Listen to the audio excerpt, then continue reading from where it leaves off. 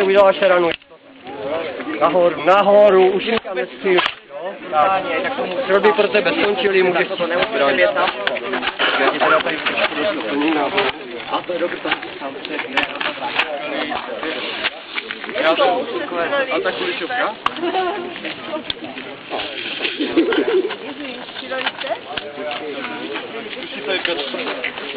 Ale hlavně taky kuličovky nemá žádný rychlý. Martin, takže zase, jo, dáš si to, dáš si takhle, natáhneš si to, abys viděl, dobíješ si, aby ti nevypadl zásobník na zem, klidně si to můžeš takhle otočit, ale furt míří buď někam nahoru, jo, protože jinak to nejde.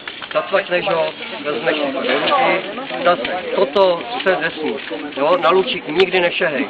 Vždycky ten prst, ať ti směřuje tady takhle, ano. Tak, levák nebo pravák? Pravák? Tak, zásobník ten se drží takhle, prostě páš to, aby se ti ten zásobník dostal takhle do toho.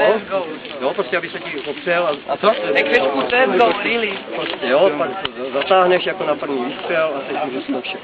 Když to nepojede, já ti dotáhnu kuličky, jo? Tadyhle si můžeš zkusit jednotlivou.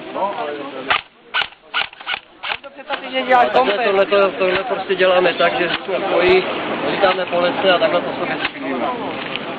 No, takže taky si to chceš ještě vyzkoušet, tak to uděláš super chceš. Hlavně nikoho nezostřel tady, tomu vystříš okolo a pak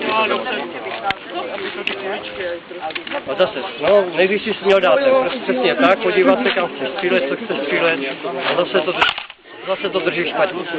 Správně bys to měl zase držet za zásobník, tak, lehonce, nekřečovitě, aby si mohl kdykoliv jako to.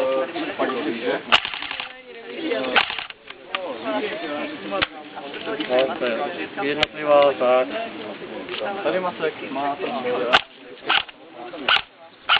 Když teď skončíš, tak zase žádný machinace, držíš si to tak, že to uděláš. Zase si to opřeš takhle, otevřeš zásobník, zase dáš pravdu, ránu jistotu.